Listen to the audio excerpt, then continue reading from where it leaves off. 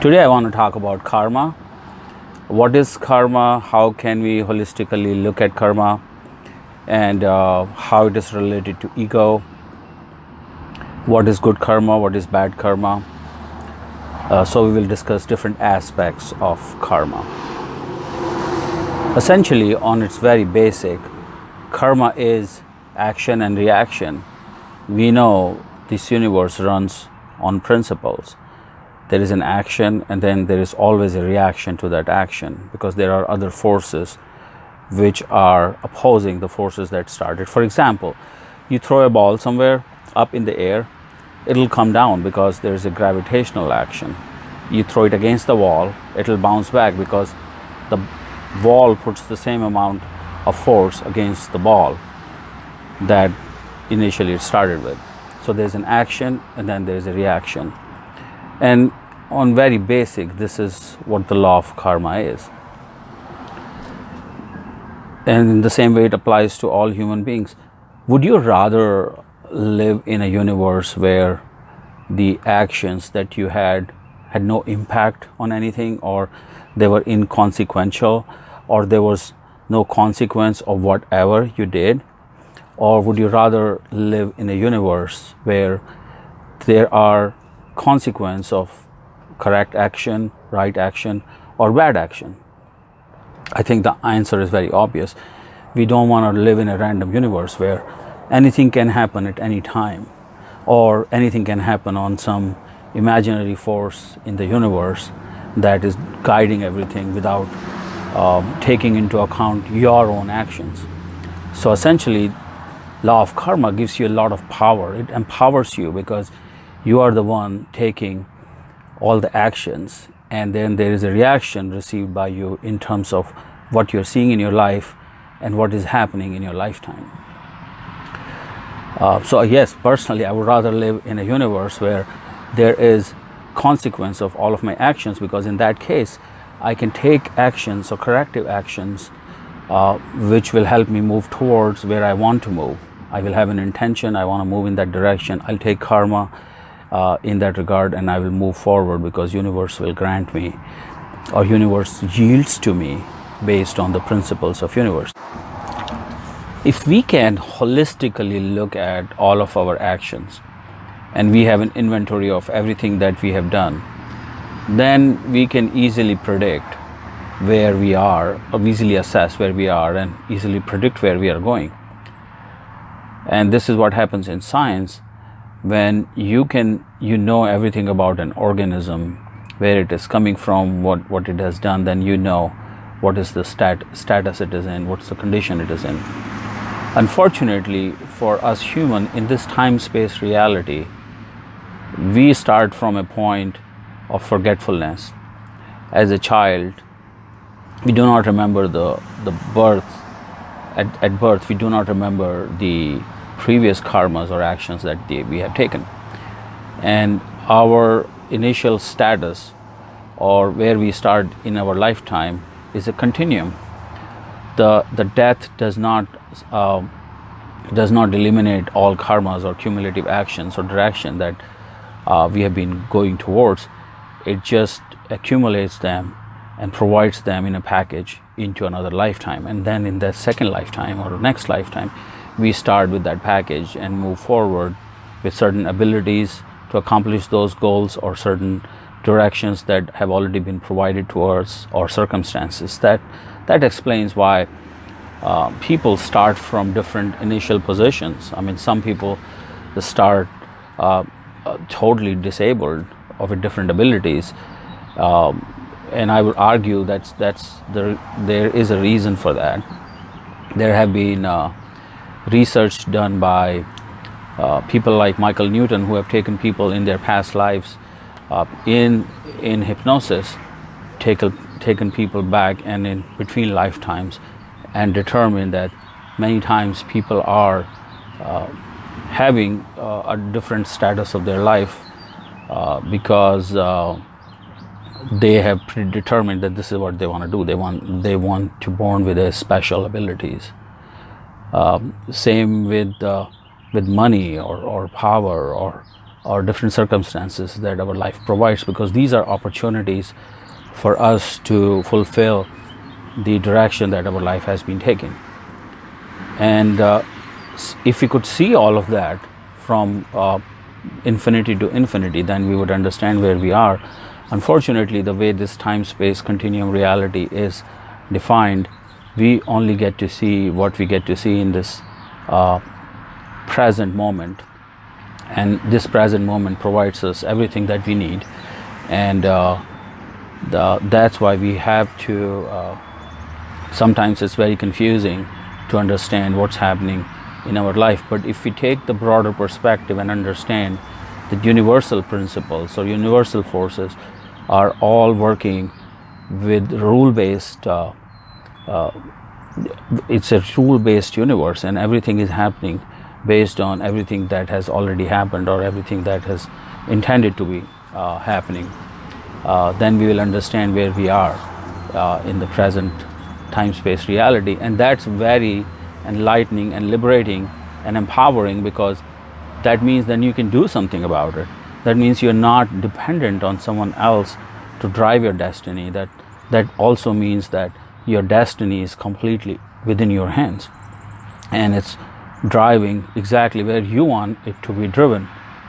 However, unfortunately, a lot of times we do take unconscious actions or things that we are not consciously doing. That's why it becomes important to be very mindful of our actions, our activities, our intentions, so that we are moving in a direction that we really want to move forward. Now the question arises whether there is good karma or bad karma. There is, but not in the way people really interpret it as. There is effective karma and ineffective karma.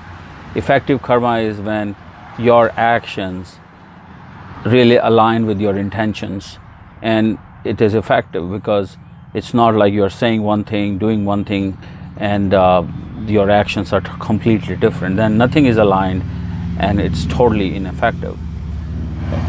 That's ineffective karma. But the effective karma would be when you want to do something, you say that that's what you want to do, and you take actions aligned with it, then it is effective karma.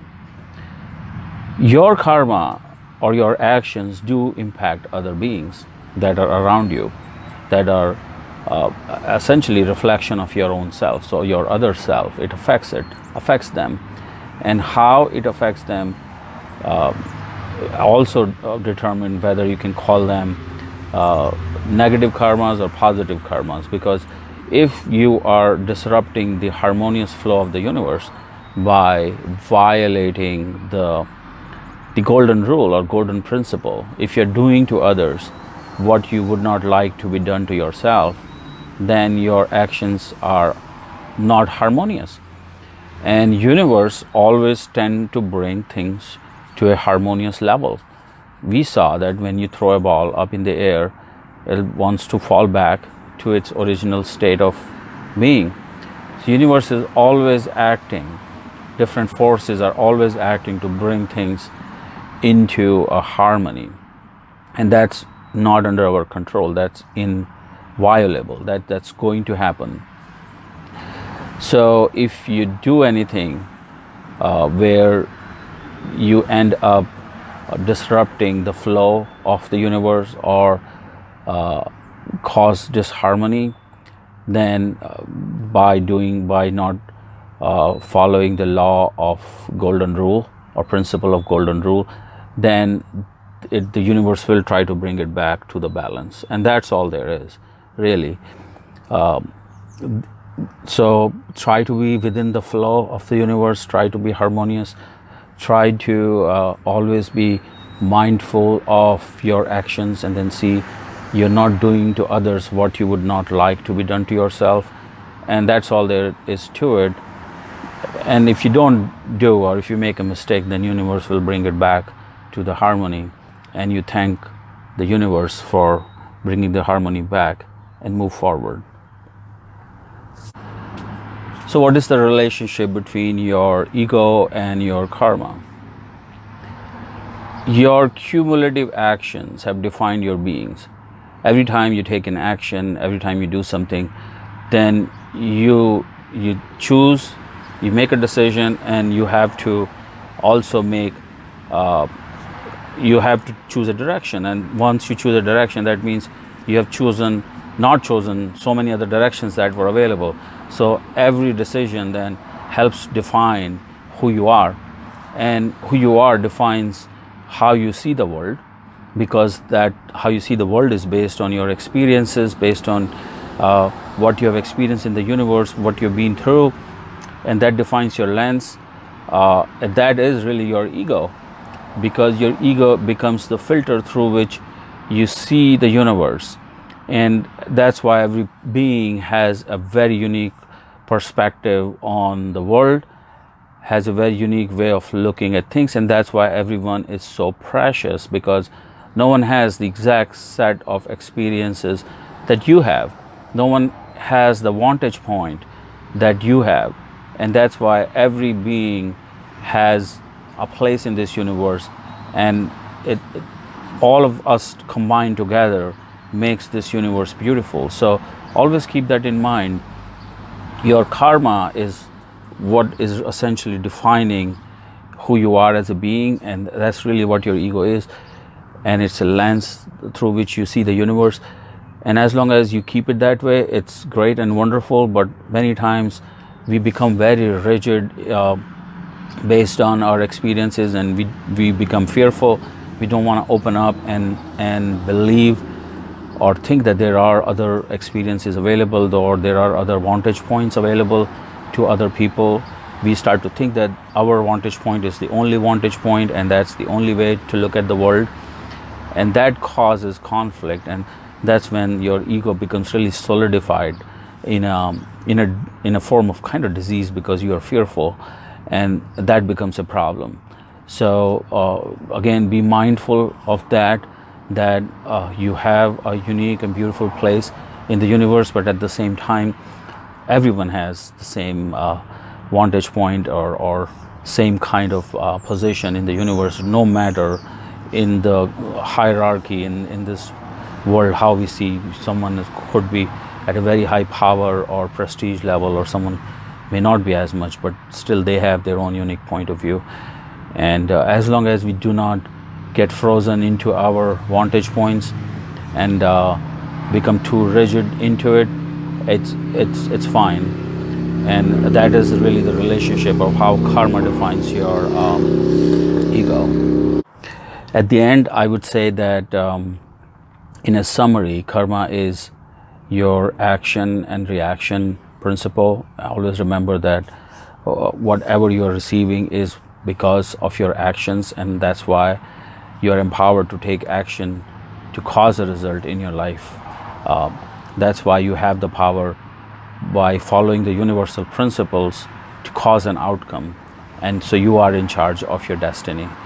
There is nothing like good karma or bad karma. It's only inharmonious karma or inharmonious actions. When it's really not aligned with universal principles, then universe will try to bring everything into harmony, and the harmony will prevail eventually. And that's what is called truth will prevail, because truth is harmonious. The harmony will prevail. And some people may call it bad karma, but essentially that's what it is. Karma can also be effective or ineffective karma, based on whether you are simply spinning your wheel by acting against your own intentions, because there's no mindfulness in how you are taking actions. And at the end, the ego is cumulative sum of all of our actions and decisions that we have taken in our lifetime. It defines a unique vantage point through which we see the world. And as long as we don't get too much tied into our own individual vantage points or experiences, and respect all other vantage points as well, it is a good thing. It's a gift that we give to the universe, and we should appreciate everyone else's gift as well.